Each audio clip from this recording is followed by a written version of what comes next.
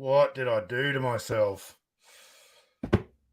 Hello and welcome to the Analog Toys live stream. A lot of people already in the chat. Thank you for being here. We had some technical difficulties behind the scenes, but they're all ironed out now. I'm really looking forward to this stream.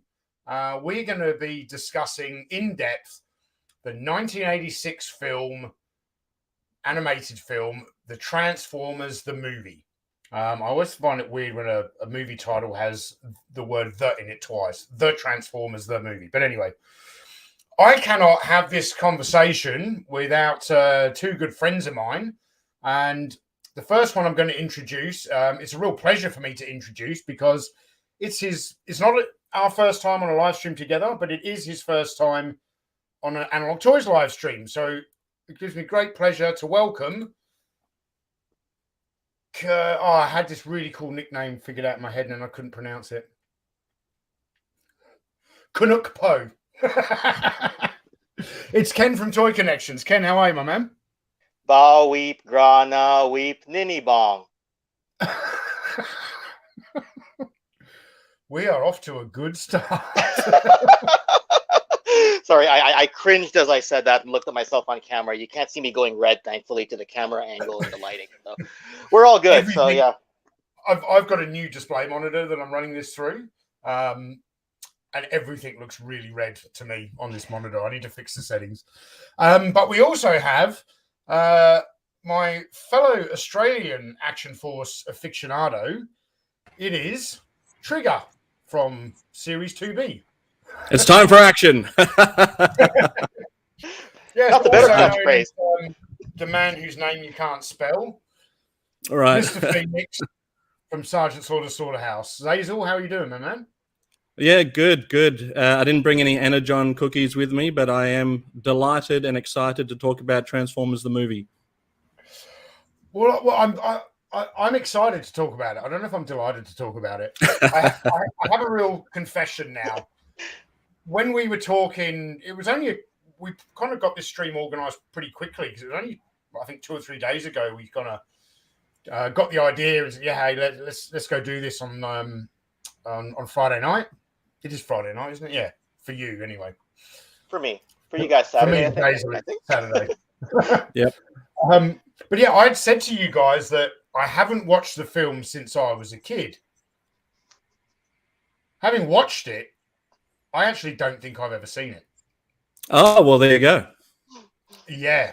And now that I have, yeah. Why did we come up with this idea? Why don't we talk about something else? Yeah. Look, guys, well, I don't know whether to say you're welcome or sorry. Oh, look, we have one of those... We have some healthy banter to our friendship, both of us, Ken and Xayzl. So just say you're welcome. Don't be sorry for me. I'm not really sorry. My pleasure. Real quick, we got a super chat from Laserpants. He says, "This is where I troll you, Roberts." Tell the beard, bro. Ryan, I want $150 worth of trolling from you tonight because I need to buy a new phone because my phone has shit the tin. Oh, damn. Yeah, since this morning, it just won't charge. I've tried different chargers and, I've checked, I've plugged my son's phone into the charger and it charges his and tried everything. Anyway, we're not... Must be a Decepticon. There's something deceptive about it. Yeah. But look, before we get into the kind of meat and potatoes of the Transformers, the movie, real quick, Ken, if you want to tell everyone very briefly kind of what your YouTube channel is all about, and there is a link to both of these gentlemen's channels in the description of this video. So, yeah, so like many of the fellow channels out there, I'm out there talking vintage toys, vintage pop culture. Largely focused initially in the first year on Transformers, surprise, surprise, wrestling for anyone who knows me, and a lot of G.I. Joe stuff too. But lately I've been branching out a little bit here and there, and just been connecting through Tony, just through Iconicon coming up here and there, and pretty much talk to Xayzl every day. So it's been a real pleasure to be here so far, And you guys can find me in the link below, and come find me on Instagram as well. So I almost feel like I'm saying goodbye. What's going on here? Is it I don't want to hear Tony's thoughts on the movie, so I'm like passive aggressively, looking to work. Yeah. Anyway, on to Xayzl. On to Xayzl. Ken, look, I've got a lot of things to say about this movie, and I know you're a Transformers guy. If I say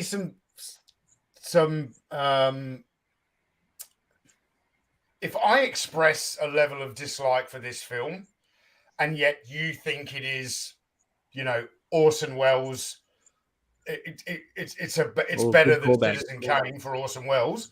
That's fine. We have different opinions. We can still be friends. It's okay to be wrong sometimes, Tony. It's okay. We accept it anyway. And it's okay to think something great is cinematic garbage. Yeah.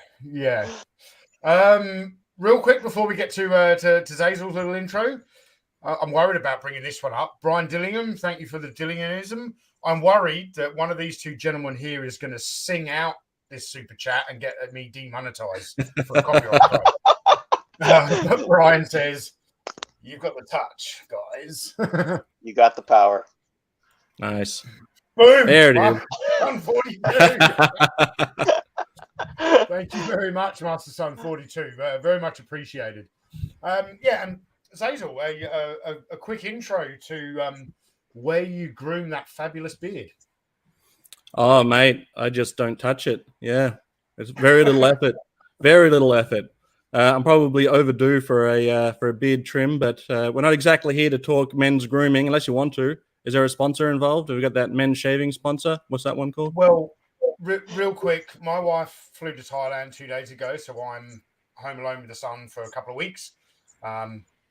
Before people start asking, we're not like having issues in our marriage. I want to go to Joe Fest. She wants to go and see her family after 2.5 years of lockdown, and we couldn't make it all work. And we didn't want to take our son out of school. He's almost 16. It's not the right age. So she's going to Thailand for 2.5 weeks, and then 10 days after she gets back, I go.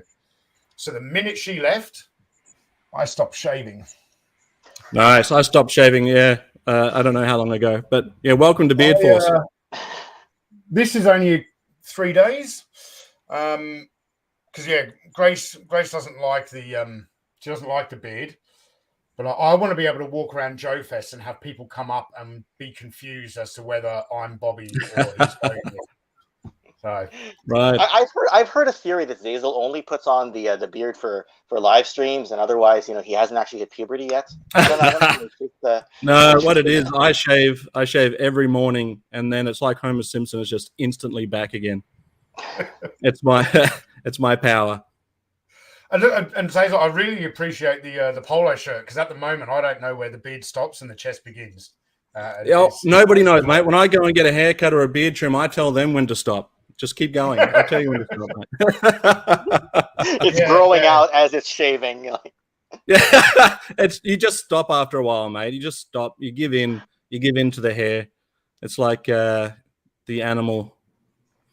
Anyway, let's move on. Otherwise, we're going to be here. Like my hair, we'll be here all day. Absolutely. Let's move on. Let's get into it, because people are here to hear us discuss the Transformers, the movie. And I thought, real quick, just before we started, I was cutting some little clips of this movie to play, and then I was discovering that a lot of this movie, even short 10-second clips, flag up with copyright claims on YouTube. So, and I wanted to figure that out before doing this stream, and then Laser Pants' $5 super chats go get. The money gets given to somebody else. So what I started doing about halfway through is actually recording my reaction to parts of the movie.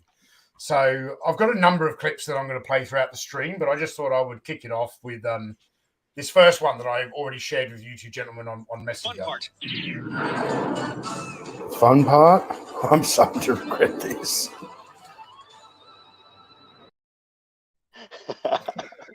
That's unfortunate, because if you haven't enjoyed it up to this point, I can't imagine anything after that's going to catch your attention.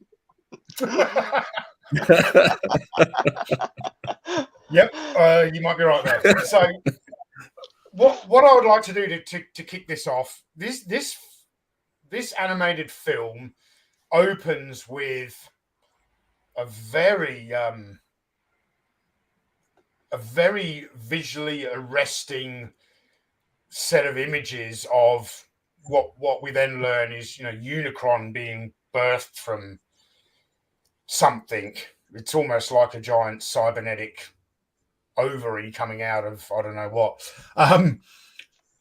My immediate thoughts in the first few minutes of this movie was, where are we in the story?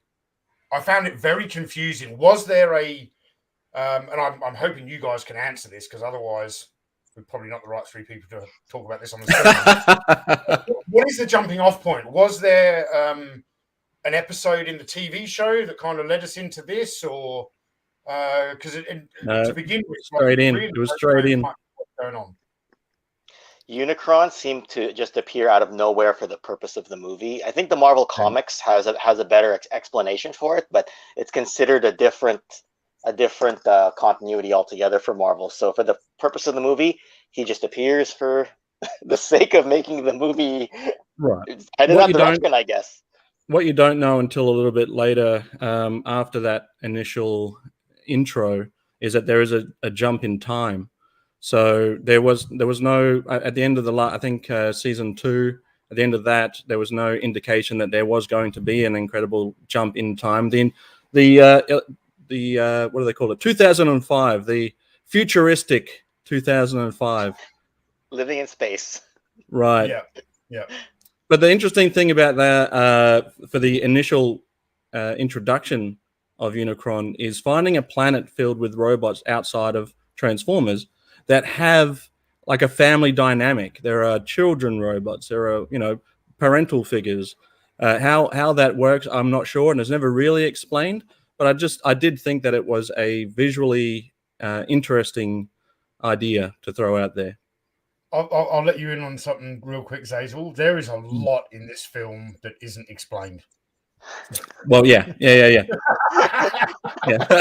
I also think that planet at the start, the first planet that Unicron devours through his cybernetic anus and sucks it in. Right.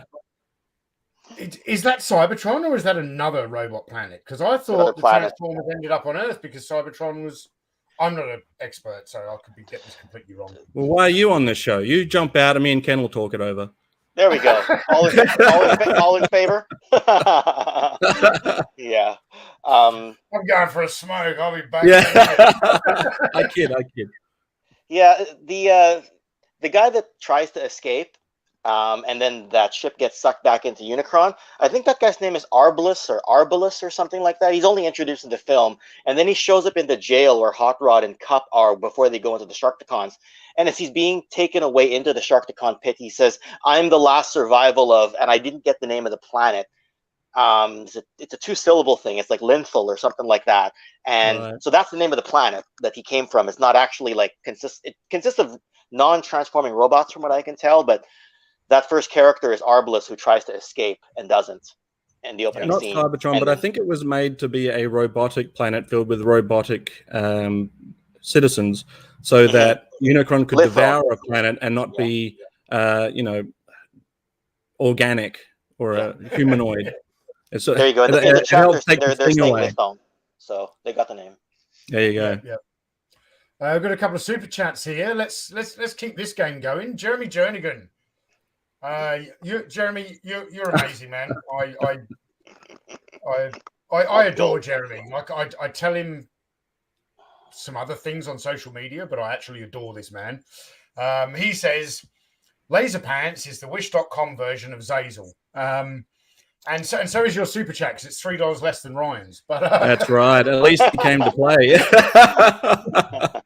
And Laser Pants, thank you for the super chat. It says Jeremy Jernigan is the Wish.com version of Count Chocula.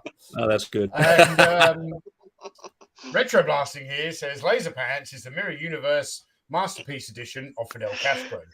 I'm telling you, you just put an army green cap on Laser Pants, and he either looks like a female truck driver or Fidel Castro. yeah. And I wanted to pull up Melinda Mock's comment here because I'm getting echo. I might need to go grab some headphones. I think a person's ability to enjoy this show is 100% reliant on them already liking the show. I would tend to. Did you like the Transformers cartoon? Oh yeah. Yeah. Oh yeah. Well, I think another way of putting that is your ability to enjoy the later half of this movie will depend on whether or not you enjoy the third season of Transformers. So what was it? Was when they went into the future? Was that season 3? Yeah, but the movie happens right before season 3, right? Right. Yeah. And I struggle through season 3. So if you like the characters in the movie, you'll probably somewhat enjoy season 3. But I struggle. First 2 seasons, are arguably better than anything that came in the third season. But the movie, I find most of my joy comes from the first half, and then after that is when they do callbacks to the characters that I was already familiar with.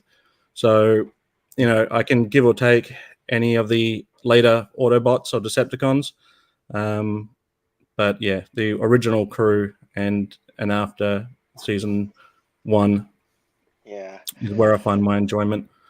I largely grew up with season 3 because when the 84 cartoon came out, I was 2 years old.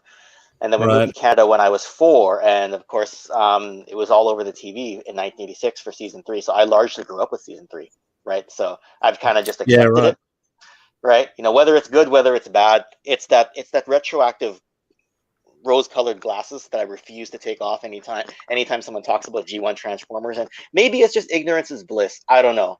But it's blissful, so I run with it. It's kind of my right. You go for it, Ken. The Shootist, thank you for the super chat. He says rebranding the movie. That's called. Well, that's right. I mean, I think they had designed all the new characters, so they didn't have to worry about anything that came beforehand, which was all borrowed tooling. So you put that into it as well. As a kid, I don't know that. I don't know that as a kid. I just see there's a whole new bunch of robots out there. But I did want to point out before we get too much further into the storyline that it didn't occur to me until after I'd got the DVD that the intro to the movie itself is slightly different to the American release.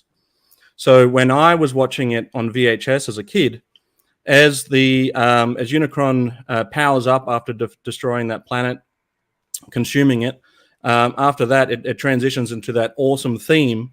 And then for me, what happens is once it goes through the O of Transformers, what comes out of there is actually like a Star Wars type text scroll that comes up and gives you a little bit of information about what's been happening, and what to expect. But as from the DVD that I had, and if you watch it on YouTube, it just goes into it still has that killer soundtrack, but it has all the actors' names flash up onto the screen. So just the Superman movie, yeah. Yes, exactly right. So it sort of goes between. So you've got 2 options of viewing the intro. It's either like a Star Wars text scroll or like the Superman names flying into the screen. Yeah, we got the Superman one over here. I wasn't even aware of the Star Wars crawl until less than a year ago, Xayzl. Yeah.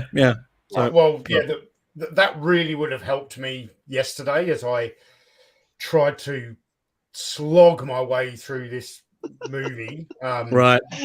It was like doing Special Forces selection again, trying to get through this film. It was that difficult. No, I greatly exaggerate. There is some good things going on here. I like the animation. As it says there with that amazing tagline that I created all on my own for this show, killing the soundtrack. I literally, I thought that up while I was on the toilet. It was not Xayzl Phoenix who mentioned that in the chat. And I did not witness Xayzl putting it in the chat and Tony taking credit for it right after. I swear I did. I've had social media long enough to know to keep receipts, guys. So I've got all the receipts, as the kids call it. But if you want to claim ownership, it's fine, man. Cool. No, well, because initially we were going to talk something Transformers, and I'd said to you guys, I don't just want to talk Transformers. It's a very, very broad topic. Let's try and nail in. And I was very much kind of, I suppose, thinking about the toys. Yeah. And then Xayzl said, well, why don't we talk about the movie? And we could call the live stream Transformers the movie, Killing Prime with a killer soundtrack. I was like, love it. But as soon as he dropped that tagline, I was like, I can't wait to make the thumbnail. And then Xayzl told me that the thumbnail was too busy, and that played with my conscience to a degree that I ended up sending them 7 different thumbnails, and Xayzl ended up choosing the first one that he said was the big one. There have been some regrets along the way. So we're at the start of the movie. Unicron has entered the fray right off the bat, right. And we learn through the visual medium of animated cartoon that he is basically someone who eats planets. So I'm just going to play a short clip here. So get to it! It's our only chance!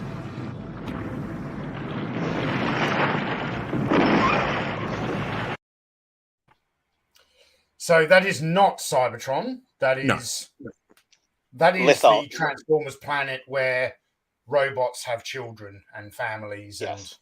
And right. Yes. I don't even think they can transform unless I know that later on they made one. I think that did transform for that character, but I could be wrong. Okay. Yeah. Someone in the chat will tell us if they ever made that guy into a transformer. They'll fill the gaps. Can they fly? Because it's like so random which characters in this film can fly and which can't. Like Megatron is a gun, but he can fly. Yeah. All but a Starscream has can to fly. transform into a plane before he can fly. Anyway, let's not nitpick this, because otherwise we'll be here all day. Yeah. my head will turn inside out. Master 142. I'm good. Thank you for the super chat. He says, Tony, if you just disrespect this movie, I will pee on the Analog Toys toilet seat. You go right ahead, Master Son 42, because I put saran wrap all over that toilet seat, and you're just going to get back spray.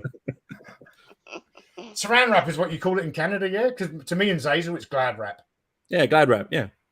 Glad wrap, yeah. We do have Glad Cling Wrap as a brand, so you can call it Saran Wrap, but we do have Glad Cling Wrap over here too. So no, I say Saran wrap because if me and Xayzl start talking about Glad wrap, no one in the chat knows what we're on about. No, they would think we're super happy about rapping. Yeah. Yeah. Disposable Rat, thank you for the super chat. Before I read your super chat, I just need to say, is Disposable Rat like the Sylvester Stallone Expendables version of Desert Rat? Oh. This is the first movie I remember watching in theaters.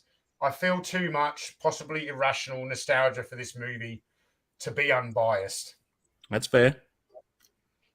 Ken, are you trolling the chat as Disposable Rat, or yeah, that you can. I've got multiple accounts, including a few that Xayzl accuses as me, even if they're not, which we'll talk about, but sometime.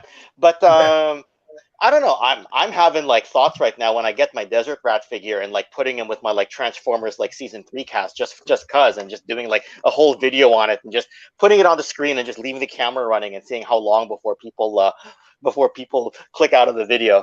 I don't know. I'm just having that thought. Yeah, but I mean, not one person is going to sit there and go, "Oh, that Action Force figure's out of scale." Well, I was teeing you up for that comment. I knew that was coming. Reclaimers Vintage, thank you very much for the super chat. He says, I love the stakes in this film and how dire the situation is. The Cup Hot Rod dynamic is great. The Autobot Survivor crew, beautiful animation, the Hollywood level cast, that soundtrack, that score. Yeah, perfectly said, I think. Yes. So let's see what's the next clip that I've got lined up here. All right, that's his comment kind of really leans into the next two excuse me. The next two clips that I've got lined up, because I've been aware since I didn't watch this in childhood, even though I thought I did. I've always known that, that this is the movie that killed Prime. Right. I was very surprised watching it over the last 2 days at actually how quickly that happens. In the first 10, 15 minutes of the film. So I've got two clips here I'm going to play. First of all, I want to introduce everyone's favorite Transformers villain. Was the only one I like anyway. Soundwave's pretty good, but it's Megatron. This was almost too easy, Starscream. Now, the Megatron in this film is not exactly the one I remember from the cartoon that was on TV. Right. Yeah. Well, I want to firstly state that you said this is the movie that killed Prime. This is also the movie that saved Duke, because the outcry from the Prime, the parents, the kids upset about Prime that they saved Duke at the last minute. But Megatron in this is, I mean, for the brief moment that Megatron is Megatron, he is, he's diabolical, he's cunning, he knows what he wants to. He's doing everything he said he was going to do in the first 2 seasons. Then he executes it to the best of his ability. It just doesn't go to plan by the end, or it does, depending on how you look at it. I mean, he gets pretty beat up in the moment, but yeah. Are you gonna touch on the portion before that, the shuttle crew getting decimated? That Megatron clip happens. I thought that's literally just after the shuttle crew get decimated. Right. But there is another. So I've got another clip here. I'm going to play, which is just after this. Because I saw this and I was like, wow, Megatron is like the robotic Punisher. He is just right, a homicidal maniac at this point. This I got to say, this little clip I'm going to show here is probably my favorite moment in the whole movie. No! Such heroic nonsense. I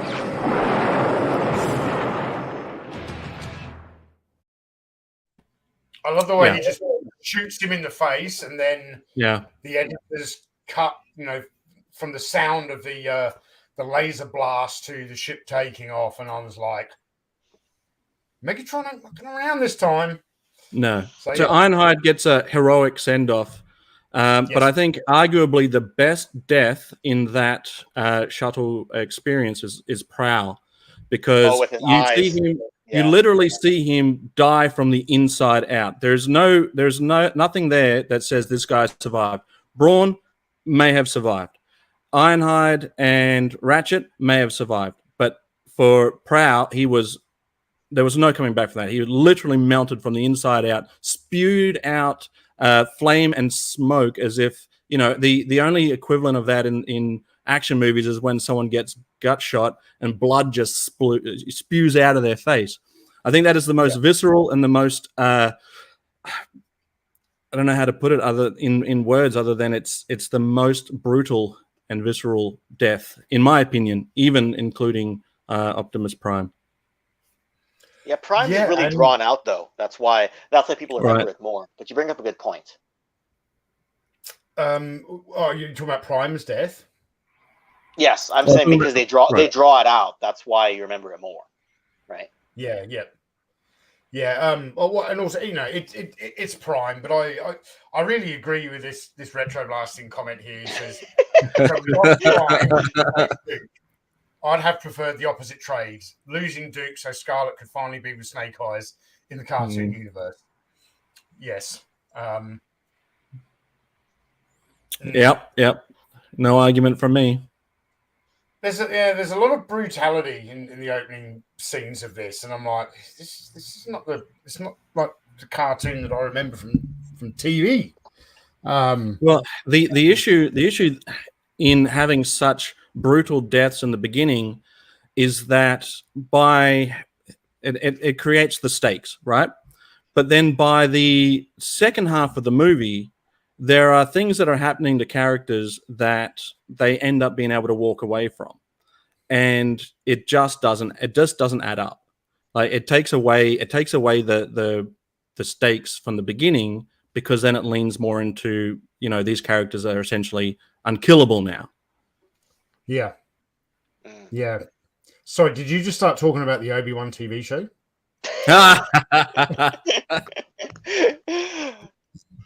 Yeah. Because we know Obi-Wan and Luke can't die in that, so yeah. Right. I'll still watch it because Obi-Wan's my favorite character. But yes, I know what you're saying. It's like the stakes are not the same. So right, but I'm sure we'll get into that. I just wanted to touch base on the initial deaths being such finite. Yeah, yeah, and I think in this clip here, this has got a great shot which I actually used for one of the many rejected thumbnails that Xayzl did not approve. I believe if I've picked the right clip here, this is Optimus Prime and Megatron kind of coming face to face for the first time. Laserbeak returns, Megatron. Welcome, Laserbeak. Unlike some of my other warriors, you never fail me. Oh no, I failed you. That is yeah, I was gonna say. I love that look that Starscream gives though when he turns around. It's like he's so hurt by that. Yeah, and Megatron's just like, all of you Decepticons are useless except for this flying cassette tape is my best guy. Yeah, this flying cassette tape. And did you say this is set in 2005? Yeah. Yeah, you know. And there's still a cassette tape, I know. Yeah, we had CDs, bro. CDs. Yeah. I'd like to see an iPod version of Soundwave. they did make the MP3 version of him sometime in the 2000s, so that does exist in toy form in some way, shape, or form. I used to have it, but I don't know what the hell happened to it, so I don't know. So what would Soundwave be now? Downloadable app? Spotify. A web link. That's yeah. Soundwave, a web link. Maybe a Yui boom. You might be a Yui boom. Okay. Yeah. And the cassettes are just upgrades. Design, because it's not like he's got to turn into something complicated. He just turns into a cylinder with a charging port. That's it. Done. So the Decepticons kill a whole load of these Autobots on the ship. Yep. Where do we get to next in the movie? So we're kind of on Earth. I was learning for the first time that Transformers go fishing. Right, yeah. It's a whopper, all right. Yeah, and now is this the first time we meet Hot Rod? You know, he hasn't been in any of the other cartoons. Yeah. Yes. Yeah. So obviously, what we understand now as adult collectors is that this was basically Hasbro going, righto, we've sold, you know, wave one of all our Transformers stock. We want you to buy new toys, and the way to do that is to kill off the characters that you already have, so you go and buy new ones. Yeah. So we are introduced to there's a female character that we get introduced to, RC. One in which unfortunately never got a toy at the time. So not at the time. And that's of course RC, who I think is actually a really good character in this movie. So I'll just play this short clip. Come on, RC! We gotta get this launcher into place! Megatron's making his big push, and we gotta push back! Yeah. Now, who... Sorry, Xayzl, go ahead. I was going to say, RC is not the first female Autobot that we've ever seen in the series, but she's definitely often labeled as such. But she's got the Princess Leia style buns. And I think that Springer, who was also in that clip, is kind of the Han Solo as well. But I wanted to make an interesting... I wanted to make an interesting point before I go too far from the intro of Hot Rod, is that I wholeheartedly believe that if that movie were made today, that Hot Rod's character would be Bumblebee.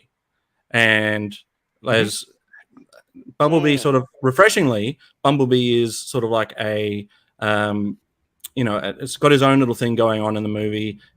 I think that his pieces that he is in hold weight, but he's not overpowering the movie. It's not a Bumblebee movie. And technically, it's not even a Hot Rod movie. But I think if it were made today, he wouldn't have a voice, which is frustrating. But if that would definitely be the Bumblebee character. Yeah. But that scene leading up to the attack on the Autobot the Earth base, Autobot City. Right. There's actually a really good moment that between Hot Rod and Cup that solidifies their relationship as a whole.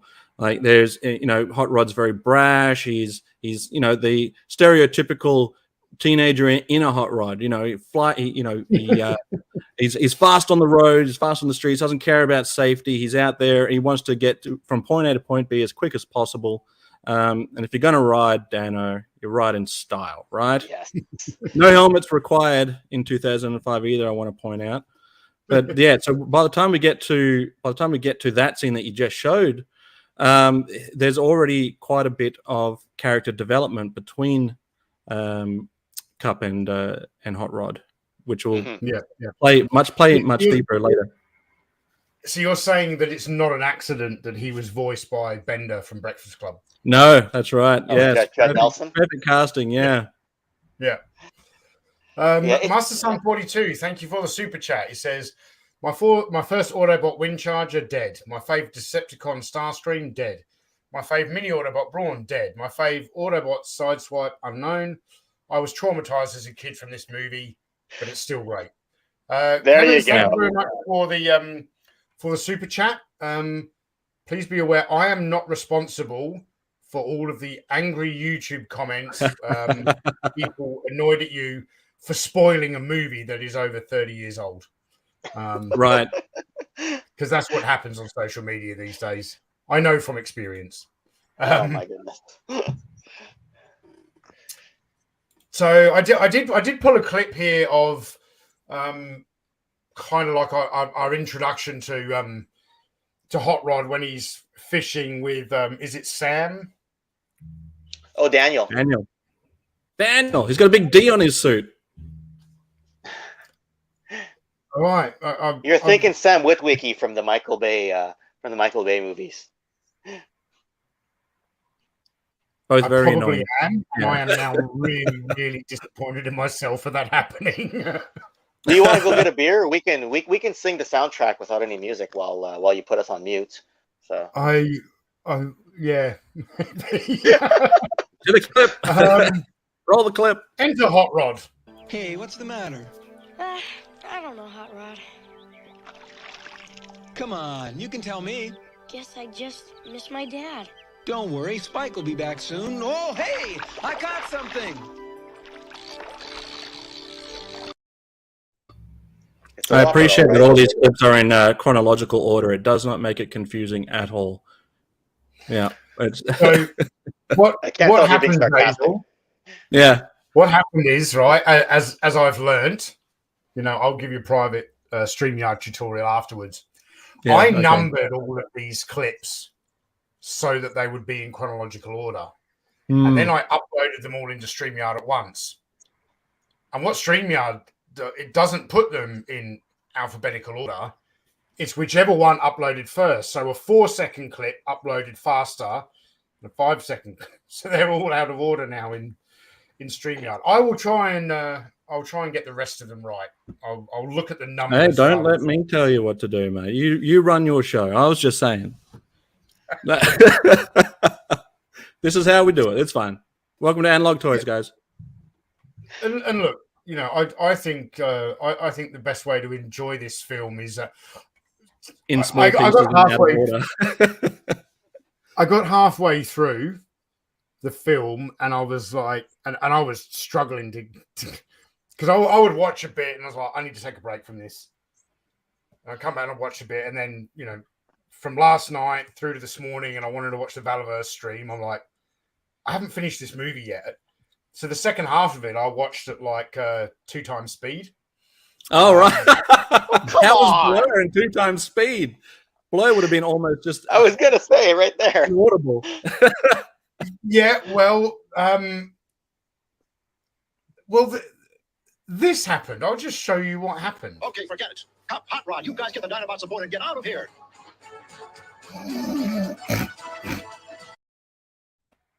Brilliant.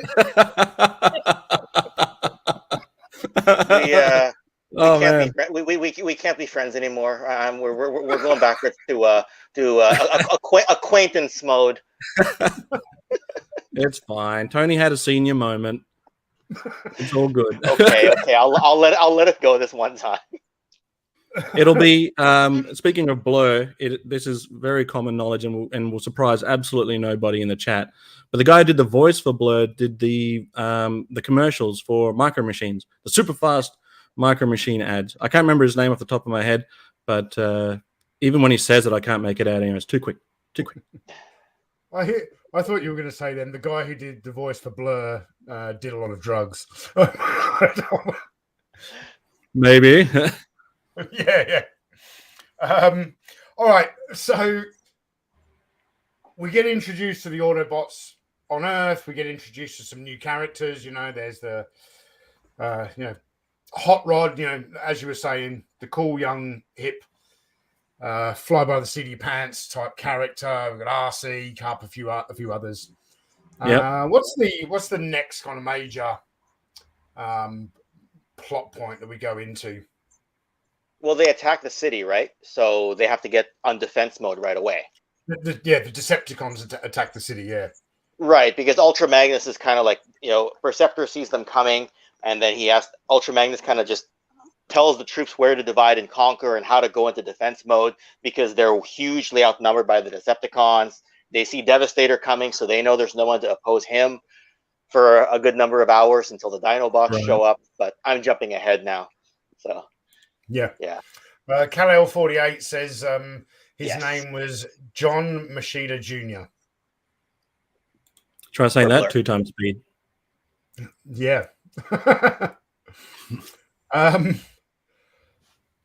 So they're under attack. It's amazing like how much actually happens in the first 10 or 15 minutes of this film. If you took out everything after the death of Prime, and maybe when they let Megatron float off into space, it'd make a really good G1 movie. As a finale.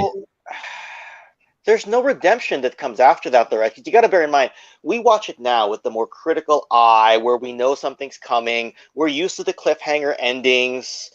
But as a kid, if they ended it there, we think they were traumatized after the redemption story and the passing of the Matrix. It would have been even worse, right? If they ended it there. Now we would be able to accept that because it just seems all over the internet. The atmosphere of the movie seems to shift after the initial massacre that happens at the Autobot city on Earth, where it becomes the stakes are less. I guess Starscream would disagree with that, but I just feel like the action is so heavy in the first half of this movie. The Autobot city gets decimated. Even if you think that there might be an opportunity for them to come good, Devastator forms and then just decimates the city even further. And then and that sort of even seems to me like from Megatron's point of view, that's psychological, because he could have just let in with Devastator, but he's not only trying to tear down the city, he's trying to tear down the will and the spirit of the Autobots that are in there. So that's when he gets Devastator in then, and then that the look on their face, Cup especially, he looks over this, just great scene that. Yeah, Springer going, I got better things to do at night than die. right? Like it's Right. you're right. It is psychological because they're already on their heels. They're already like, oh god, we're getting beaten, and then all of a sudden they form Devastator. It's like, okay, here comes the Most of boom them have kind of thing, already right? died. And the thing about that is, I remember watching it as a kid and wondering where all the other combiners were or where Omega Supreme was. But I guess I heard that they began developing the movie after 1984, and they only had like an idea of what some of the 1985 cast would be, which is why like Blaster only shows up in a few scenes. You know, why Perceptor is, he's there, but Right. a lot of the like Dirge, like the Conehead Seekers, they don't get any lines at all. Okay. Right? Yeah. And none of the combiners are there. They show up all other than Devastator because they all show up at the end of season 2, right? And Omega Supreme shows up in the middle of season 2, so he's not there. So there's a question there, right? I think there might be a comic like 20 years later that came out and explains that they were off doing something else, right? And they were off. I don't know, like they had to like retroactively explain it. Let me tell you, in my experience being a pop culture enthusiast, is that anytime I've ever nitpicked anything to do with any pop culture property, someone will tell me that there was a comic once upon a time at a certain place. Yeah. That's Ken. Yeah. So like, there is always a comic somewhere. Explaining. I appreciate that there exists an expanded universe for a lot of our pop culture loves, but if I would absolutely positively love to know everything I need to know in what I'm watching. That's the thing. I think they wrote that retroactively to kind of explain it and to kind of fill some of the more obvious plot holes. But like, and I'm not even 100% sure. I was reading a message board like 15 years ago that said that I didn't actually search for that comic. If someone in the chat knows, that'd be great. So, otherwise I'll get called off for, telling lies or something like that. Right. I never stopped to confirm it, but yeah, that's what I'd heard. And that's why the Dinobots were the only ones that could really oppose Devastator, right? Right. I do like the Dinobots. Yeah. Cool. Even though there's a Looney Tunes moment where the eyes pop out after getting slammed by Devastator. And one of the Dinobots is sorely missing except for like 2 seconds, right? Like Snarl is just not there in the Devastator fight, and he's not there when they go for the rest of the movie. The Stegosaurus, but he shows up when Galvatron comes back to attack the city, and there's one scene of him with the Dinobots, right? But when they go to Quintessa, he's not there, right? So I don't know what's going on with that. He's on the planet of junk in one scene when the shuttle lands to pick up. But we're jumping ahead there too. But I do know that there's at least in robot form. I'm sure he's standing in there. Okay. Yeah. But and look, Ken, if it's really bothering you, I'm sure there is a comic somewhere that explains. Right there, the expanded universe explains it all. Ken. The funny thing is, there's a guy in the chat named Ken's Toys saying yes, there was a comic, and I swear I'm not typing right now. I'm only logged in on one account, so apparently there was a comic. So. Yeah. Look, you guys did a great job of setting up this next clip. As you were talking about Devastator. So here we've got the introduction of not first introduction, but for me anyway. Cop, Hot Rod, look! Devastator.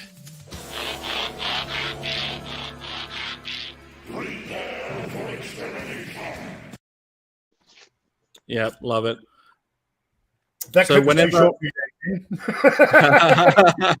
whenever I'm watching Transformers the movie with my son, which I did not long ago, not only do I do the words, but I also do the sound effects. So when the gun's moving, I'll be like, boo, boo. Completely annoys the hell out of him. Yeah. But speaking of family, I'll say hi, Mum, in case she's watching, which she ordinarily will do. Hi, Mum. Hello, Miss Phoenix. Oh. If you're there. Keep out of the chat. Don't tell them my secrets.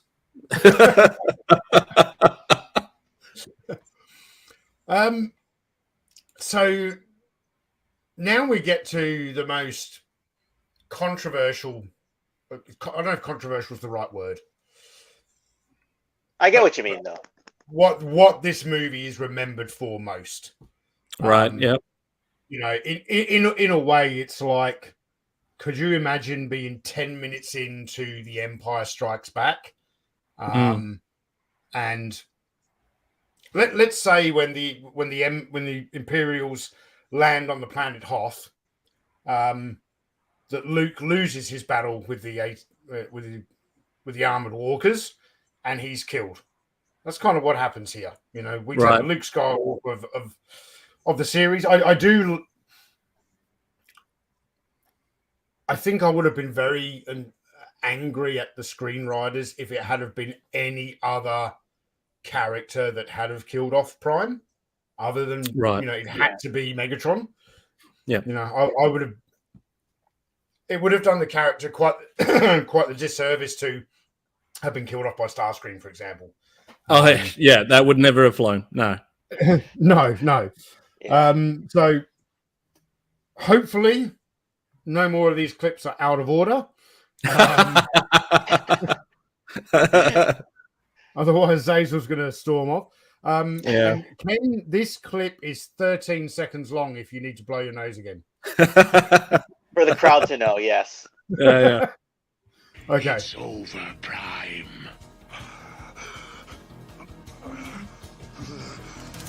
Never!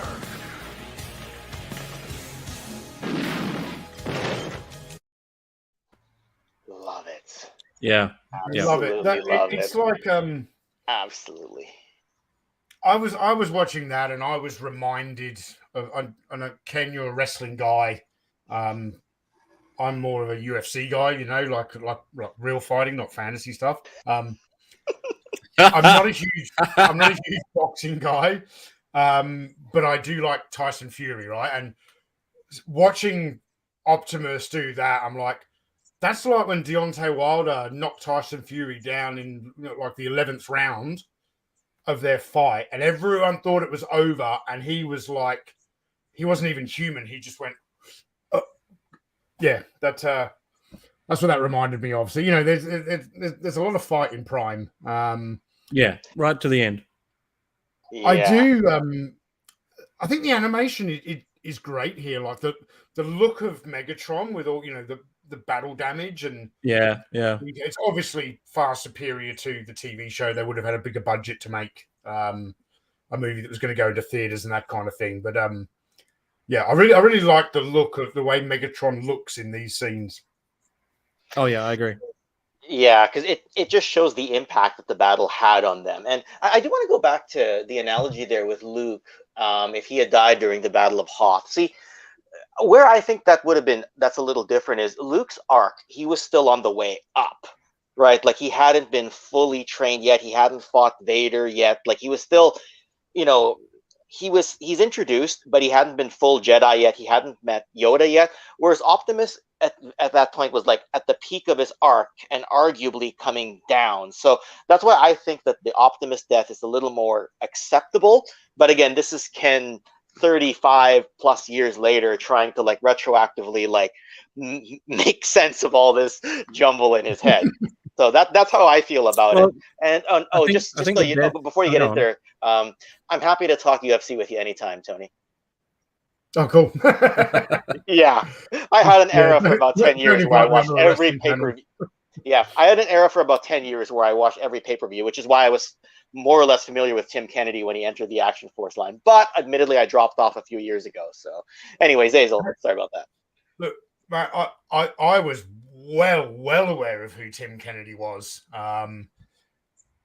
Yeah, I remember seeing that. I didn't watch that panel live because of the time zone, but it was like one of those wake up at 6 a.m. watch, which for those who don't in the chat don't know what I'm talking about, it was the Valorverse Joe Fest panel from last year. Yeah.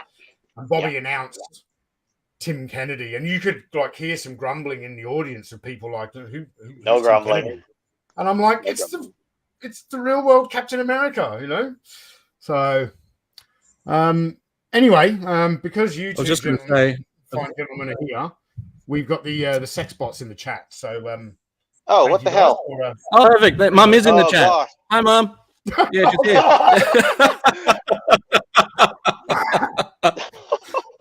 Anyway, moving on. I was going to say about the prime death. The fight itself, not even the death, but the fight itself.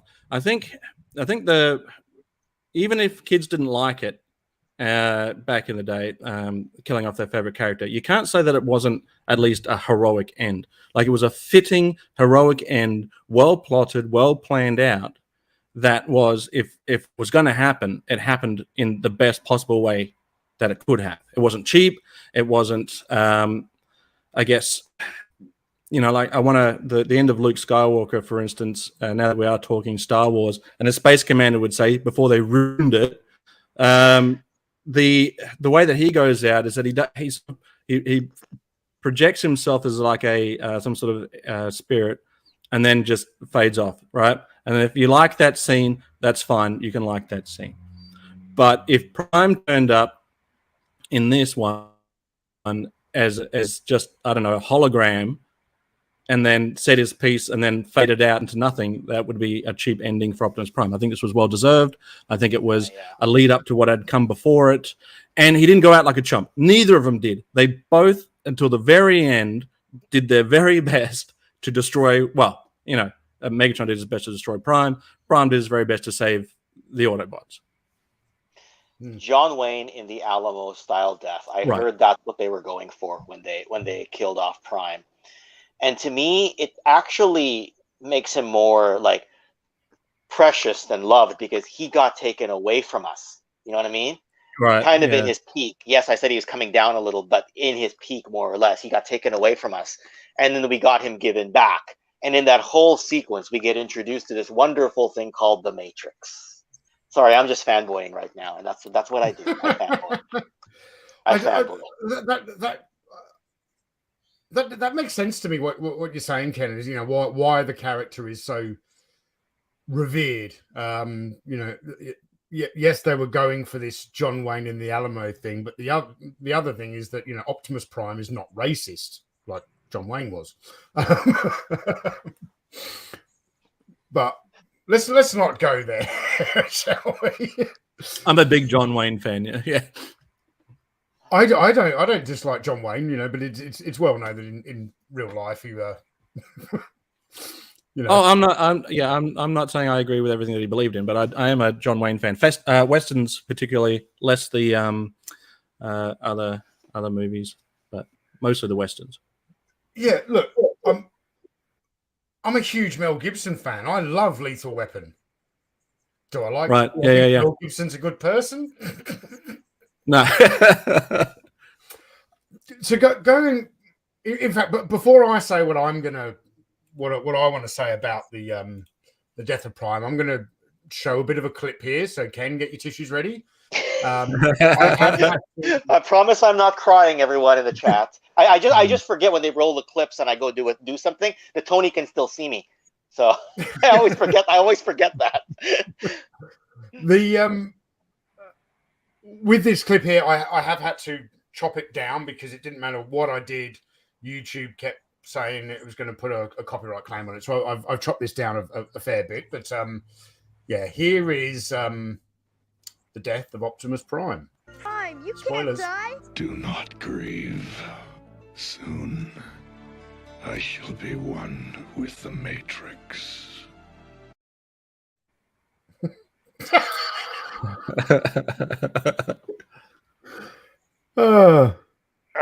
It's time to come back. You can stop crying now. You already saw it.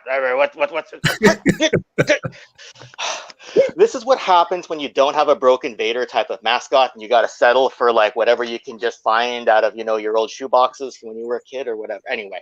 Yeah. What a muppet. Yeah. So that scene, I'm not a very emotional person. I've never really been a very emotional human being at all. But I will admit, when I was a kid, when I first saw that, I did cry. It made me cry. It was and I didn't see it in the cinema. I saw it on VHS. I bawled my eyes in that moment. It was the music behind it. It's a slow. It's not. He's got time to say his goodbyes. He's passing torch. The eyes, they start to glow and flicker, and he brings out that until that day, until all are one, and then passes. And then not only does he die, but his whole body just goes gray, black, white, loses all of its color, drained of life, completely drained of life. And if I had not seen Prowl's death earlier, I would have said that this was the most visceral and impactful. But this was the most emotional death. Yes, there we go. So the death of this revered character, what you're saying is, Xayzl, is that Optimus Prime is responsible for the high quality of your beard, because I believe those childhood tears fertilize those cheeks in such a way. Thanks, Prime. I wanted to build my own, face shield like Prime, and so I just sort of grow it out. Oh my God, I'm not going to be able to find the photo here. I saw on Facebook a couple of days ago. I remember taking a screenshot of the photo and sending it to Michael, French, and Sal. In some toy collecting group, this guy who had a knitted Optimus Prime mask that he was wearing.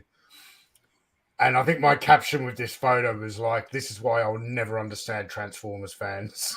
Like, it's a knitted mask. I grow my own. Yeah. All right, so huge turning point in the movie. Prime is dead. People are now, the audience members, if you're into this, are devastated. If you're into this story, I still, as not being a huge Transformers fan and finding it quite difficult to get invested in this film. When I was joking with you guys in the private chat about this movie being somewhat of a slog for me to watch, it's everything after this point that was a slog for me. Up until this, this was a dynamic, exciting, emotional roller coaster of a movie. It's just a shame that movie was only 15 minutes long. Right. Well, if you'd watched Transformers every afternoon, or if you rented the VHS and you watched it every day, and you had the toys on your shelf, and this was part of your afternoon viewing pleasure and playtime, and then to watch the movie, that's why as kids it had the most impact, because you were in it daily. You were, it was part of your playtime, it was part of your friends' conversations, it was part of your Christmas wish lists. And then, this happened. So that's why I think it had such an impact on me, because I was huge into Transformers. Yeah. I don't know.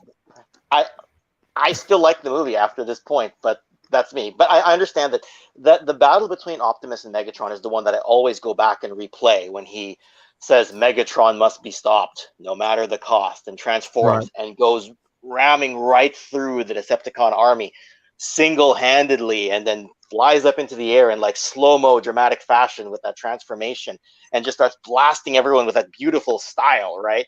And then just beelines it for Megatron as like, I'm ending the war now. Like, so, like he gets into that like absolute like most memorable moment, and then moments later he's taken away from us. Like, he gives us what we've always wanted, and then he's gone. And for that reason, wasn't in the end of the war, though. It was, just the end of those two leaders. The war shifted. The war shifted. But it evolved. The war evolved. There you go. Yeah. There you go. There you go. Hindsight teaches us a lot of life lessons. And sitting here now with you guys, I know that I learned a huge life lesson today, and that's that I should not have watched this film. I should have let Ken explain it to me with the passion and enthusiasm that he does. It's wonderful. Before we move on past Death Prime, real quick, I want to kind of bring up an analogy with something that was quite famously said by Larry Hama, who people know as the creator of the story of G.I. Joe, A Real American Hero. So the comics were very, very different to the cartoons. Growing up in England, I didn't see the cartoons. I was able to get them on VHS later in life, but I was introduced to the world of G.I. Joe through the comics. So for me, then backtracking and trying to watch the cartoon, I'm like, this is toddler stuff to me. Right. Two very, very different stories with, in particular, very, very different stakes and consequences, you know. Yeah. In the cartoon of G.I. Joe, every aircraft that got hit, you know, there was a parachute. I don't know if they realized that trying to parachute out of a helicopter doesn't really work. Because anyway. Right. Yeah. Larry Hama famously said that he believed that not having death within the G.I. Joe comics was morally bankrupt, because he knew, being a veteran himself and a veteran of the Vietnam War, was that quite probably the story of G.I. Joe and the story of the comics would inspire young men and women to grow up and join the military. And he's certainly right, because it played an influence on me. You know, I'd probably already decided before I even got introduced to G.I. Joe, but that's because I grew up in England, and for me it was Action Force. But so I think in his mind, he was like, if we tell this story where no one ever dies, like, we're really doing a disservice to the youth of America if they're to believe that there are no consequences to war. So I think when you kind of take an approach to storytelling like that, and then sit down and watch this, the cynical part of me is, you know, oh yeah, they killed off Prime because they wanted to sell different toys.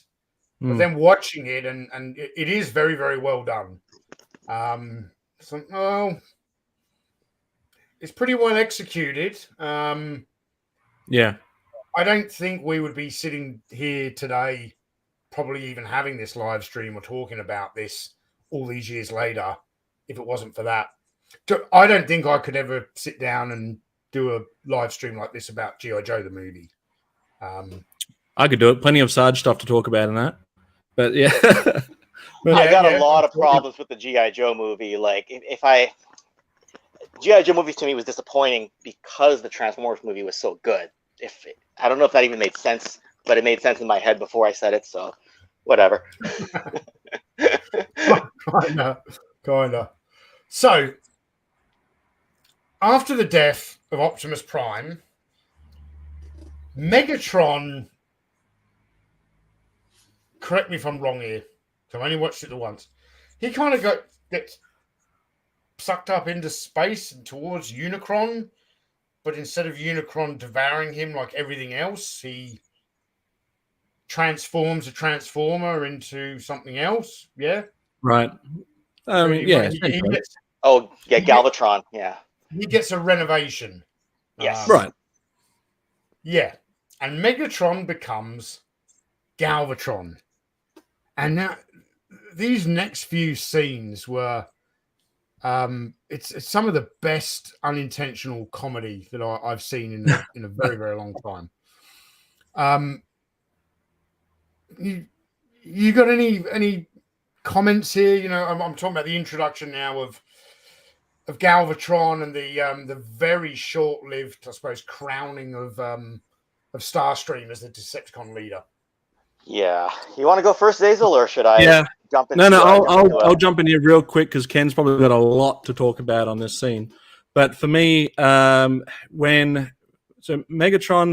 at least has the benefit on his side to say that Prime never killed him. He was just, he still functioned by the end. And then Galvatron rebuilt with something, arguably much stronger. But as far as Starscream is concerned, I can't see that it would have been as epic as it was if Starscream didn't finally get his moment in the sun, right? He becomes the leader of the Decepticons. He thinks he's got everything that he's ever wanted. He's adorned in a crown and a big flowing cape, and he thinks he's now made it, right? Megatron's gone. No more infighting. He's going to be the leader of the Decepticons. And I guess it's that moment after the fact, where everything literally starts to crumble down for Starscream, including himself. And Galvatron steps on the crown. Yeah.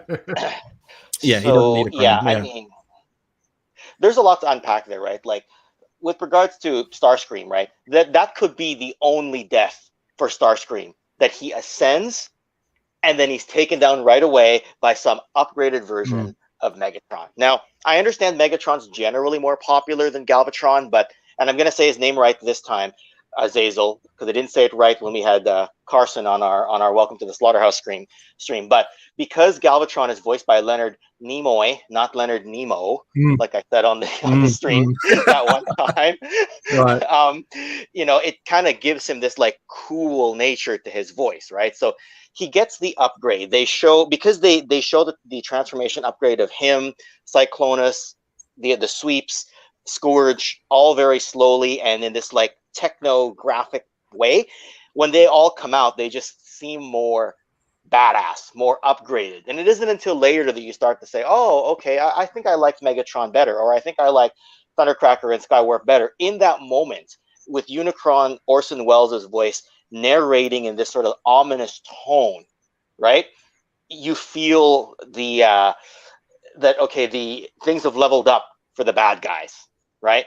And the other thing that I said there, that why I appreciate this, looking at the retroactive lens and what we said to Carson and to Ron Rudat, they were on the Slaughterhouse stream there, was that when I compare it to the G.I. Joe movie, right, I get this thing where Megatron gets this upgrade to be voiced by a famous Star Trek actor and in some ways looks cooler. But at the same time, see, I already put Tony to sleep. Yeah. Right. Yeah, so, he's fallen asleep, mate. I wonder if he's coming back. Oh, read the private chat, Ken. I need to go for a pee. I said, you guys keep talking. Please let me go because I'm busted. I'll be back. Yeah, sure. My chat. Go, Ken, you go take a piss and and then what happens is the year after, right?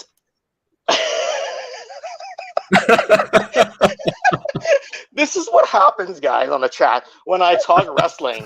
I start going on, and then I look around, and everyone's gone home. The lights are off while I'm going on about this amazing moment in wrestling history. Okay, so to my point that I'm trying to make.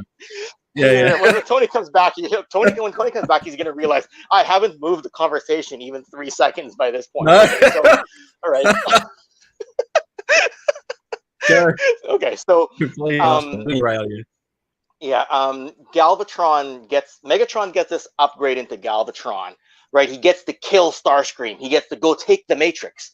A year later, right, Cobra Commander gets turned into a snake. And you've heard me complain about this 3 or 4 times, Xayzl, where it's like they completely demean and degrade Cobra Commander, who's the equivalent to Megatron in my eyes, whereas Megatron to Galvatron gets this like incredible like upgrade and gets to go on this mission and gets to kill, other robots and everything.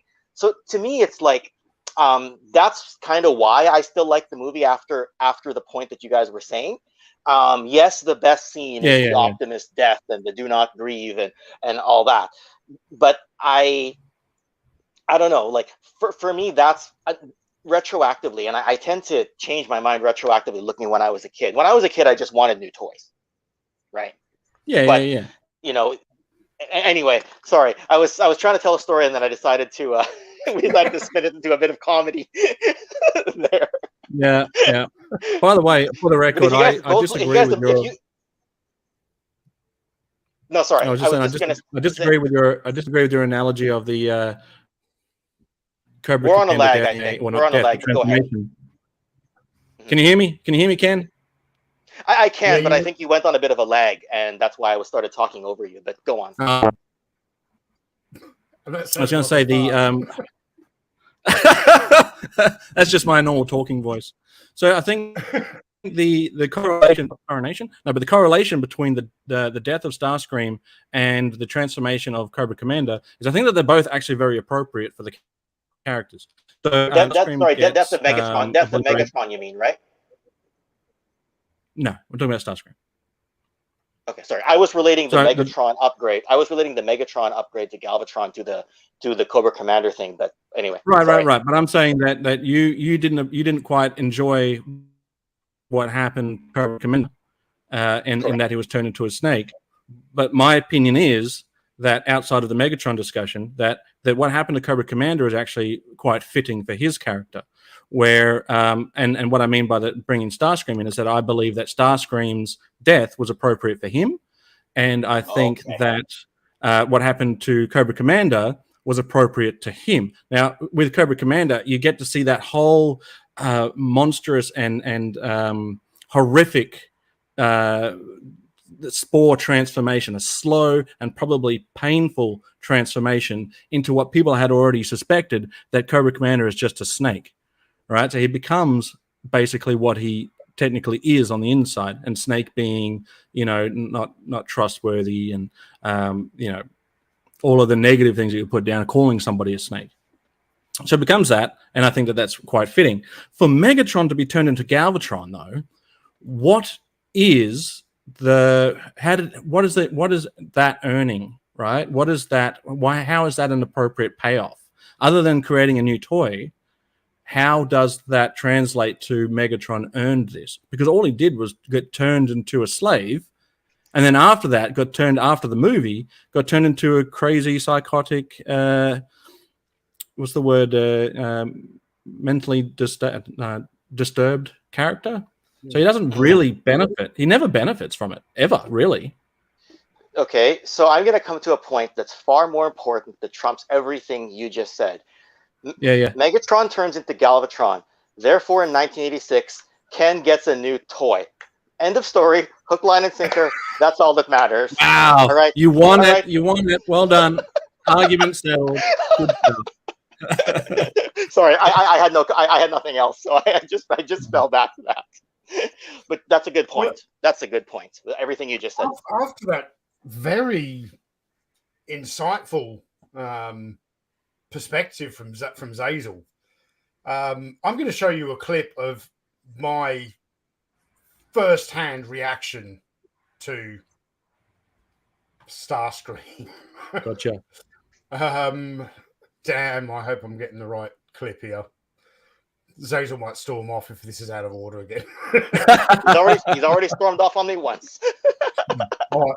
So, as I said, I was having a lot of problems cutting clips for this film because of the soundtrack goes through it so much. When you upload videos to YouTube, it's more often music that will get copyright flagged than anything else. Right.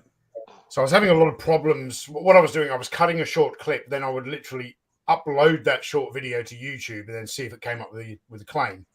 And then I would delete the video, whether it had the claim or not. So, I can go and use it. So about halfway through, I found myself speaking out loud, reacting to this movie, going, I need to just film some of my reactions to some of this. So this is my reaction to Starscream's coronation. Robots playing trumpets in space. Oh, there's so many things going through my brain right now. Just a shame none of them are 9mm. Made even funnier by the 2x speed. Yes, I was watching it fast. That also helps with copyright claim as well. It helps prevent. Oh, there you go. That's what I was going to say. Is that's how you get around the algorithm or the content ID system. Yeah. So, what do you guys feel about the design of Galvatron as a character, as a toy?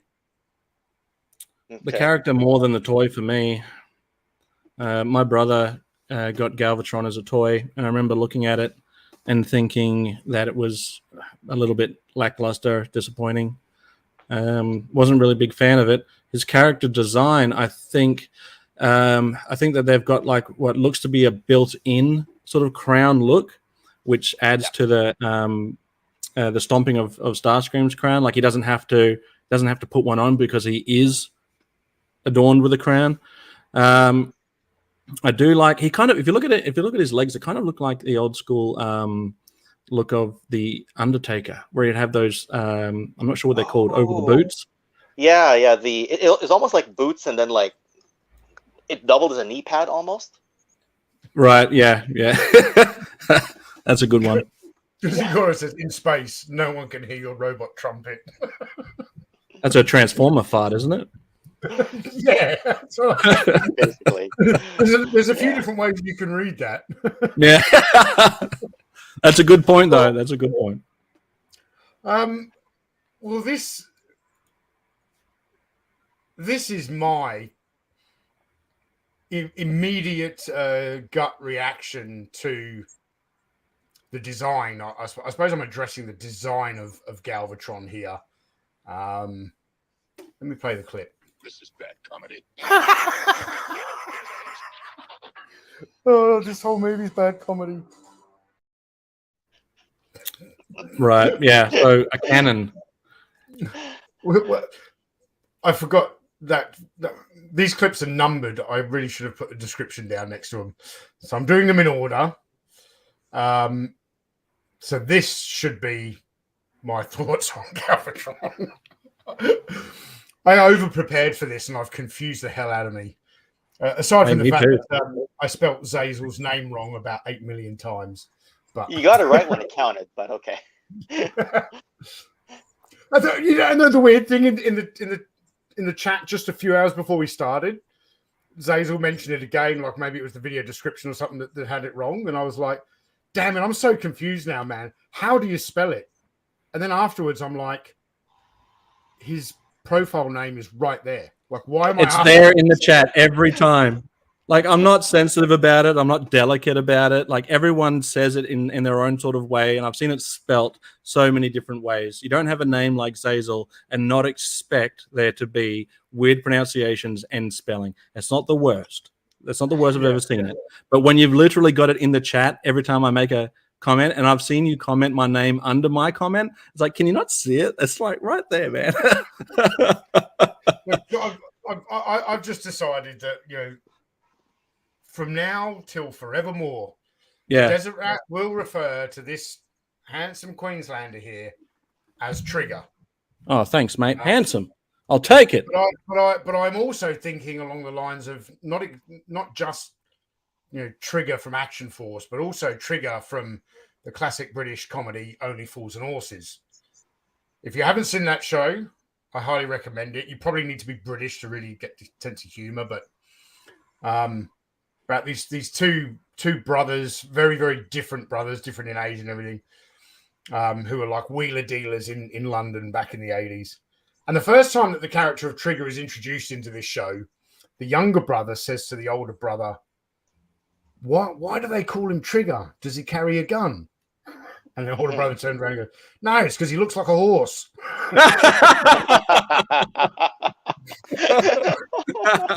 Oh, damn. Yeah. I'm going to say nay to that. Now I really don't know which clip I'm supposed to play. I've waffled for too long and I've confused myself. Hopefully this is me reacting to the design of Galvatron. This is going to be an 8-hour stream trying to get this right. Here we go. Galvatron.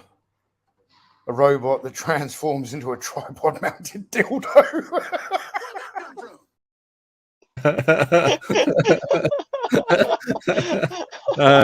Yeah, you're not wrong. The Galvatron 1000. Yeah. So admittedly, it wasn't the greatest toy as a kid. I mean, the size of the toy, regardless of whether you're calling it a dildo or not, big dildo or whatever we're going to call it from now on. Scale, prepare yourself. Not in scale, but Ken finds a way to adjust as a kid.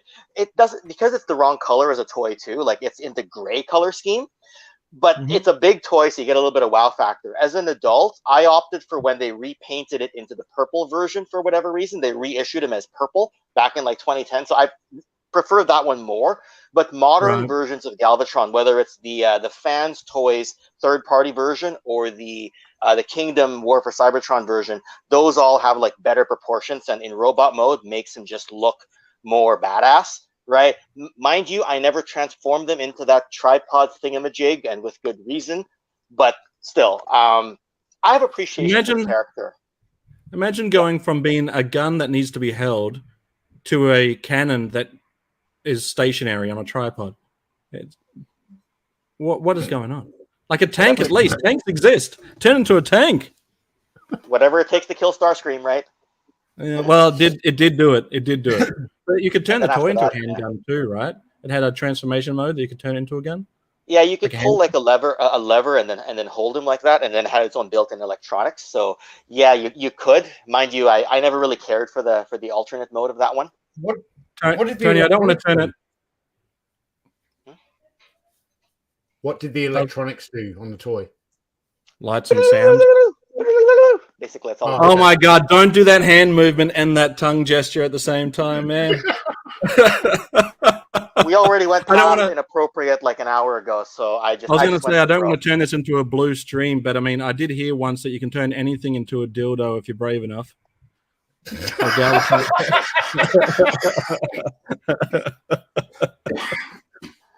I've killed him. As Tony chokes on his beer laughing, he leans over. Uh-oh. He's a fly spray. Why is that the first thing I laid eyes on when Xayzl said that? Yeah. It's not just teen, it's more teen. Yeah. Yeah. Well, now you've got an idea. Wow. Sorry, chat. Yes. Sorry about that, chat. Sorry about that, Mum. Jesus, I forgot she was watching. Oh, man. Goodness, is she actually in the chat? No, but she messaged me on Facebook and said, I'm watching. I was like, oh, no. Yeah. Sorry, Mum. Sorry about that. My bad. Well, anyway, moving on. Galvatron. Yeah. No, terrible design.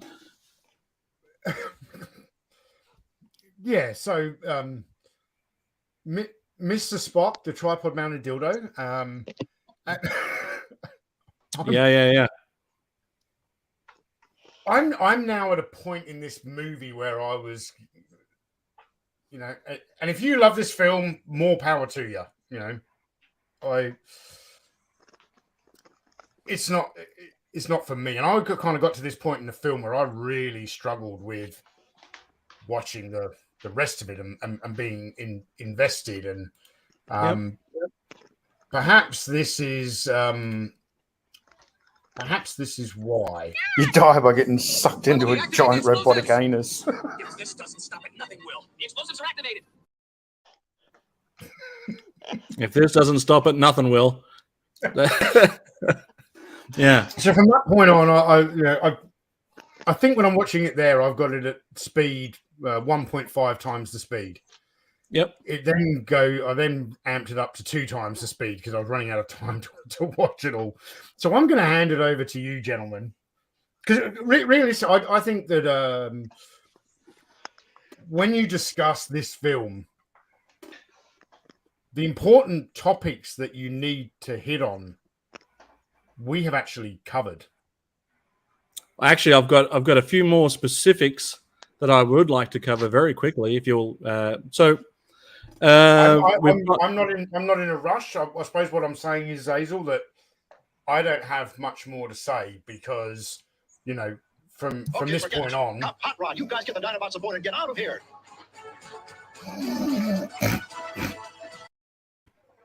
Yeah. So let's talk about the music then for a moment, because there was I know it's called the band name is called Spectre General, but I know that they changed it to it was Kick-Axe, and they changed it to Spectre General because they thought Kick-Axe was too adult to put on the soundtrack. But the song that they sing from the movie, I'm trying to think of the actual title of it. So Nothing's Gonna Stand in Our Way. Right, Nothing's Gonna Stand in Our Way. Now, there's actually that song. I've heard it before, and it was actually sung before here. It was actually sung by Aussie legend John Farnham. So there's a John Farnham version. Yeah. I'm not saying that it's better, but it's definitely speaks to my Aussiness. That I quite enjoy that version of it, and that's the song that's playing when they're they've crash landed Cup and Hot Rod, and Cup's being pulled apart. by that giant squid. But yeah, so oh, look at that. Yeah, all the Transformers. All yes, well within scale. Collins is like, oh my God, look at all those Transformers. Yes, I With totally dollar agree signs. with you, Collins. You know, I'm also concerned about Ken, and mate, we need to have a chat. This was the only one I had on hand. Yeah, A little shark. I moved. I had to move rooms partway through this, so figured I would have done the whole stream from here if I could have. Why didn't you? Because you want to know the real reason, or you want to know like the made up cop out reason? Give me both. Start with the cop out. All right, so the cop out reason is that I didn't want to scare Tony into forever holding against me how many Transformers I have, but the real reason is that the kitchen is right there. So with the eating area being right here, I just realized, the family's going to be in this area, so I'm like, okay, I'm going to do the stream from up there, and that's where Iconicon is going to be a little interesting. Is I'm going to do some streams over where you just saw me, and some streams where I'm going to be right here. So part of the fun, part of the adjustment process, and yeah, love my Transformers just a little. Speaking of which, just while we're on the subject of Iconicon, before I forget, even though I'm not a wrestling guy, when Melinda sent me through like the finalized schedule the other day of all the panels, all the panelists, and the time slots for each of them, and I looked through, and one panel in particular really, really stood out to me. Man, you could not pick 4 more perfect people for this stream. Is it on Valaverse? Is it the Attitude Era wrestling stream? That'll be on Slaughterhouse. Yeah. Right, Slaughterhouse. Okay. So on Slaughterhouse, and it is Trigger, Canuck Poe, and am I right in saying Bobby Valor and Jeff Hicks from World Class Bullshitters? Oh yeah. We were lucky to get those two for sure. Yeah. Man, that I not being a wrestling guy, I will watch that because I know the 4 guys on there, the passion they have for talking about that subject. Like, Matt, you're going to have an absolute blast as well. When I had Jeff Hicks on the 3POA, I remember that, which was on Analog Toys before it, 3POA, we created its own channel. Mm-hmm. That was one of the most enjoyable live streams I've ever done, and that was my first time ever chatting to Jeff. As in, Ryan was the one who got him on the show. I hadn't even shared private messages with Jeff. Right. And I'm like, what a cool guy, man! Super knowledgeable. Yeah. Speaks with passion. And then of course you got that Bobby guy, but you can't be perfect. Well, they're both very passionate about their particular favorite wrestler, and I know Jeff is a fan of The Rock, and Bobby's a fan of Stone Cold, and Ken's been sort of teasing them about which one is the better of the two. I'm waiting. I'm saving it for the day, and I'll come in swinging when we're live. I was trash talking Stone Cold a little bit in the chat group that Melinda created, to the point that I actually had to double check and make sure Bobby hadn't locked me out of my Valaverse account because he's such a big Stone Cold guy. And I'm like, but you see, Bobby, The Rock is the true face of the Attitude Era, and I'm just like, oh crap, I better check on my Valaverse account. And he's like, yeah, you'd better, you go do that. And I'm like, okay, I still got an order on the way. We're good. How this plays out after Iconicon, we'll have to see. See how much I hold my tongue about wrestling. I'm looking forward to it. So I hope everyone that are viewing Iconicon streams find some enjoyment in ours. So yeah, thanks for that. I much appreciate. Thanks for the invite too. Yeah. Hey, you guys have thanked me countless times. You don't need to. Because it wasn't all just me, Sure. I think over on the Retro Blasting Patreon, I think they asked their patrons, "Hey, what a big one of the kind of driving things behind Iconicon, I suppose one of the foundations that we wanted to establish last year when we talked about it, it was not about us connecting with these big channels.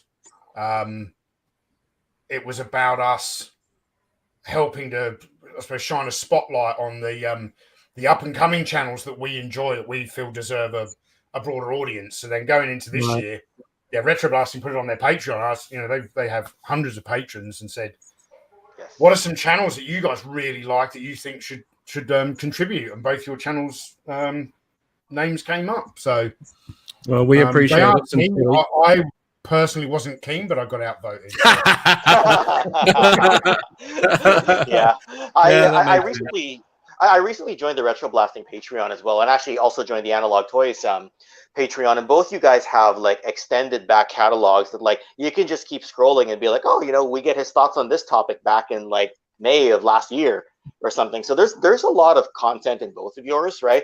And that if anyone who's looking to like build their own Patreon and like what kind of content can be offered, both you guys do a great job of kind of doing that and kind of like leveling up the conversation. I'm not a patron of many channels. I have been over the years. I've been patrons of different channels. I think right now I'm only a patron of two, one of which isn't even a YouTube channel. It's Reclaimers Vintage Toys, because Matt Swafford gets some awesome stuff, and you can join his Patreon. It's only like $2 a month, and if you are an active vintage toy collector like me, you get like a 48-hour first dibs window before you sell stuff on Instagram. Most of the things I buy from him, I see it on Patreon before anyone else gets to see it. So I recommend that. And but the channel that I'm a patron of is Retroblasting. But over the years, some of the other channels that I've been a part of, I've been a patron of, I actually find that they don't offer a great deal of content beyond seeing a video 24 hours early. I did a look the other day.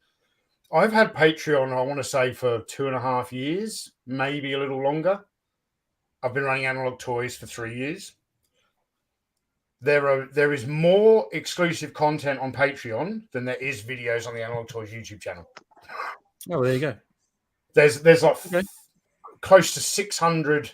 Obviously, they're not all videos. Some of them are photos and stuff that I post, just posts. Yeah, there's like close to 600 posts on Patreon, which if you're in the upper tiers, you have access to all of those, and yet there's like 305 videos on the Analog Toys YouTube channel. So it's very different. It's interesting for me to go back through it sometimes, because I talk very openly on Patreon about a lot of stuff, my own mental health issues and some behind the scenes things that go on, and frustrations of video production and life on social media. And were we talking about Transformers the movie? Oh, I believe we were talking about Transformers the movie, right? Sorry, is the camera still on? I'm wondering why the guys in the chat are still talking to us. Yes. Look, real quick, we've got a super chat here from Jeremy Jernigan. Thank you very much, Jeremy. Let me know when you get that 2-man sleeping bag, mate, and I'll pop round for a slumber party. He says, I'm on a panel with Xayzl during Iconicon, if I'm not mistaken. It should be fun. That is the soundtrack panel, is it? I am on the soundtrack. I'm looking forward to that one too. Yeah, I think that's the one that you and Jeremy are both on. Yeah. Awesome. Yeah. Look forward to it, Jeremy. Yeah, very much. Well, look, we've been going for like an hour and 40 minutes. We're going to wrap up the live show here soon. So I know we talked a lot more about the first half of this movie than the second half. Sure. Yeah. Because most of what happens is in the first half of the movie. I don't disagree with you. But let's go around clockwise. We'll start with you, Ken. Give me your kind of overall thoughts on the movie, as from it. Whether you look at it from a standpoint of the quality of the production or the story or the culture impact, however you want to tackle this question, you go ahead. try. I tell you what, try and sell me the Transformers movie, imagining that I'm not a hater of Transformers. Okay, well, the one thing that we didn't really get to talk about on this stream that has a huge impact in the Transformers universe, the Matrix, the artifact, the wisdom of the ages, how that gets transferred from one chosen one to another. If you take one thing out of that, as Prime dies, what's the last thing he does? He gives the Matrix away. He gives it to Ultra Magnus. It falls into the hands of the chosen one. It's foreshadowed. Eventually, the chosen one gets it at the end. Now, if everything we've talked about and the coolness of the Matrix and the amazingness of the soundtrack doesn't sell you, and the fact that we don't have forever for Ken to talk for another 10 hours till you really fall asleep, even though I see you kind of dozing off there, then you'll probably just never like the movie, and I'll just resign to that fact. I know, not the best sales pitch, but it's what I had off the cuff. Wasn't a bad pitch.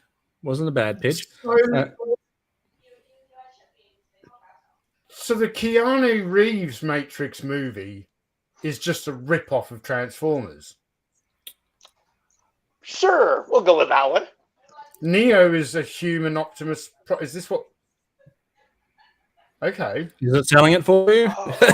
I see. So it has a whole nother spin-off sequels, right? It's not just the Michael Bay stuff. The real sequels are about Keanu Reeves and, Lawrence Fishburne. This is the first time that this has occurred to me.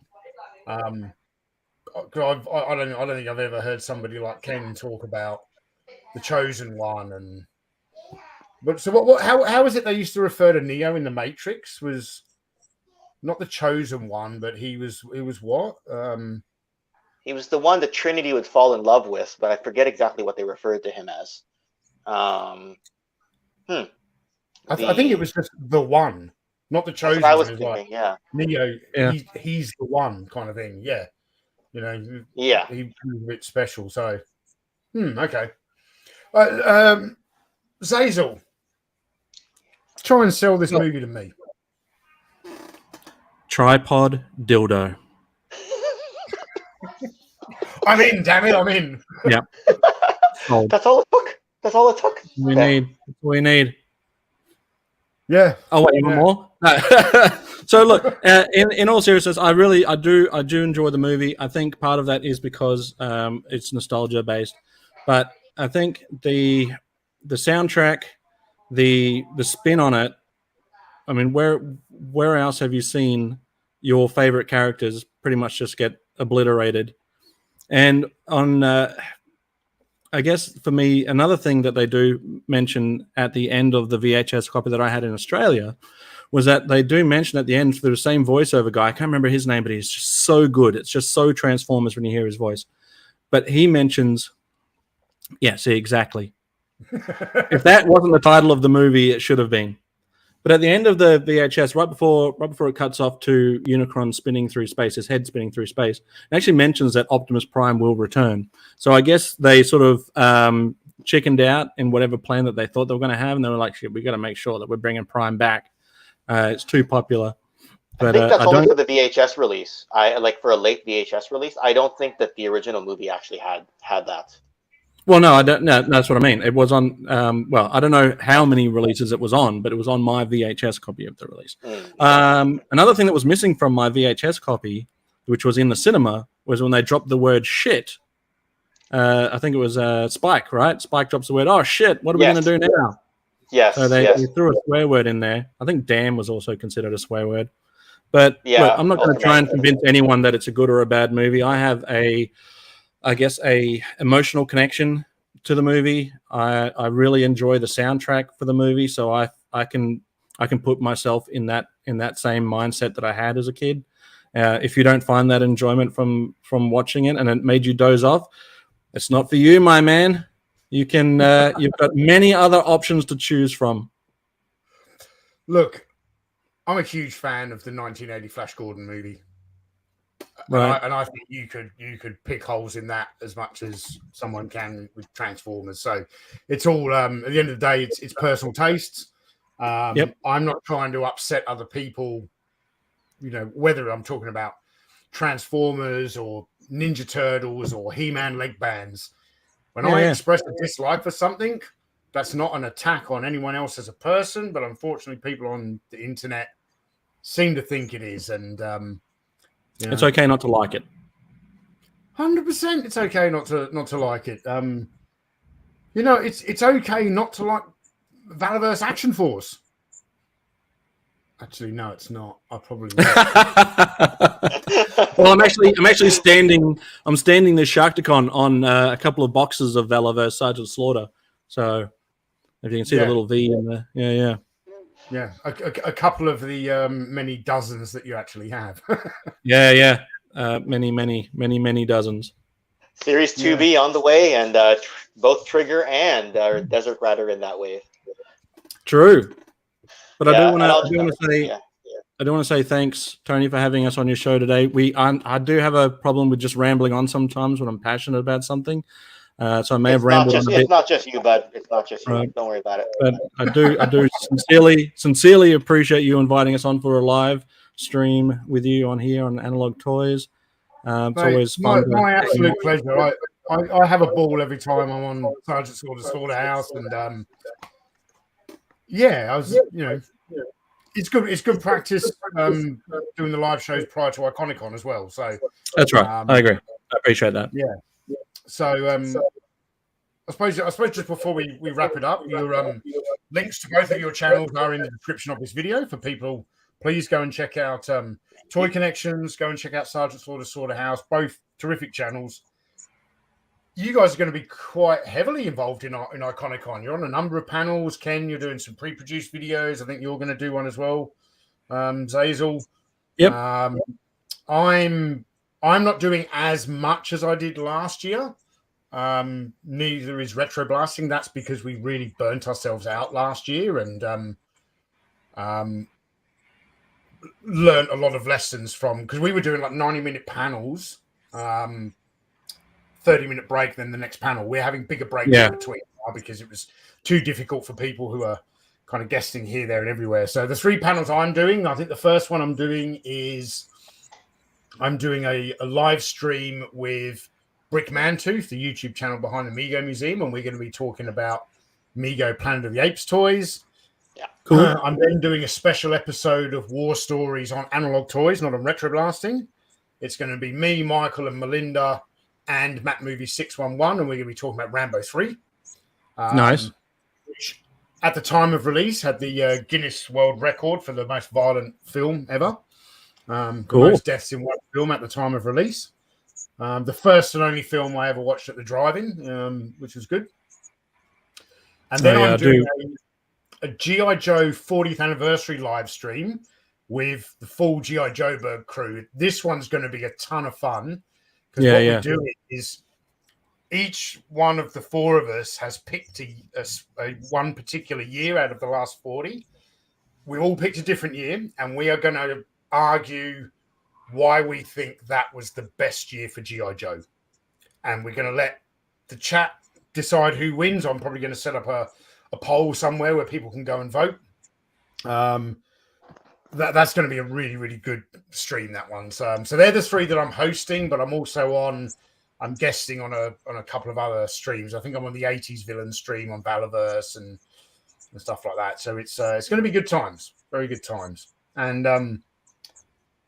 I will be doing a stream, I think, next week with Bobby, where we're going to be talking about the latest 2 issues of Action Force that have come out.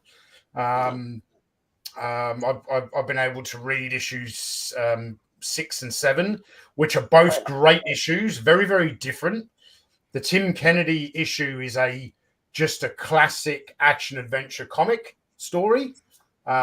It's really, you get to see some good fighting between some of the Action Force and the Swarm, some of the best of that. And then the Pandora issue is that's a very mature storyline with a real kind of gut punch at the end. I'm not going to spoil anything. If you're comic readers, I definitely recommend you get those 2 issues. Now, Xayzl, you warned that you might waffle. Now here I am waffling. Oh, no, that's fine. The issue 8 with Desert Rat is coming very soon. It will definitely be at Joe Fest. I don't know if it's going to go up on the website before Joe Fest or not, or whether it'll go up afterwards. But it's coming very, very soon, and I'll be signing copies of it at Joe Fest. That is a great story. I didn't write the story, but I had a lot of input into it. Bill Nedrow wrote the story. Ken, if you, well, I know you're going to buy issue 8 of Action Force because I'm in it. You're probably going to buy 15 copies and beg me to sign them or whatever. But Ken, well, I mean, it helps my eBay side hustle, like totally. Right? So, I mean, like, you take 14 copies, you sell them now. That 15th copy, you wait till it goes up, like how the Death of Superman was supposed to spike in price, except they made like 100 copies of that. Yeah, and then you sell it like 20 years later or something, assuming I'm alive by that point. Yeah. 15 copies sounds great. Yeah. I want you to remember this, what I say to you now, Ken. When you read the Valaverse Action Force issue 8 comic about Desert Rat, the very, very first panel in the story is a short conversation between Desert Rat and Condor. And all I'll say is the original topic of that conversation was an English soccer match. And my biggest influence on the whole story was saying to Bobby, I would never be talking to Condor about a soccer match. I'm not a huge soccer fan. When you see what I talk about, Ken, you're going to wet your pants and cry like a little girl, and you'll love it. See, now I can't wait till Joe Fest or whenever it comes out. But all right, exactly. We'll wait till the summertime. Yeah, I can only imagine fighting. Yeah, UFC potentially. Don't spoil it, but I'm not spoiling anything. I'm not spoiling anything. Yeah. I mean, I didn't throw in a Transformers tripod dildo. No. We got to throw at least one Bao Weep, Grana Weep, Nini Bong more before we. Man, that could be a name of a dildo now that I think about it, but whatever. Put that in your Nini Bong. Yeah, that's what I'm thinking, right? It's the Nini Bong part. I'm like, oh my God, were they thinking about. I'm assuming I'm even pronouncing it right. Anyway. You're going to put the weep in Universal greeting. Yeah. Well, look, guys, please stay on. We'll have a bit of a chat after, but thanks for taking the time out of your day to come on. This has been a lot of fun. I felt like it's been a lot of fun, but I've also seen a lot of people in the chat saying that this was a really enjoyable stream. So, good. Thanks, guys. I also hope it brings a few more viewers to your channels as well, and certainly I really hope Iconicon gives you guys a good boost. So, thank you, Xayzl. Thank you, Ken. Thank you, chat. It's been a lot of fun. And we'll see you next time somewhere on the interwebs. Bye-bye. Thanks.